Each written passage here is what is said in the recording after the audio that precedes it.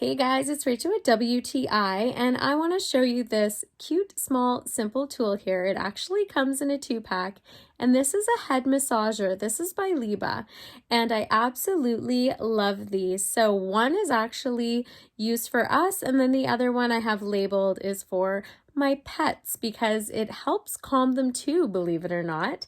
I originally bought these because my daughter had seen something like this and thought it would soothe her whenever she's hyper or anything, and it does.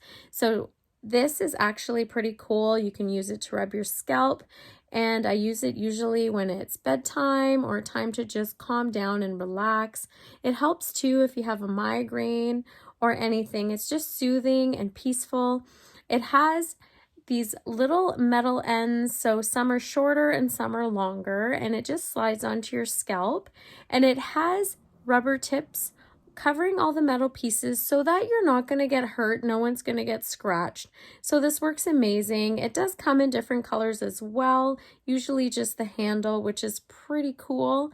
And I absolutely love how small and simple this is, so you can bring it wherever you want to go. And that's just my point of view.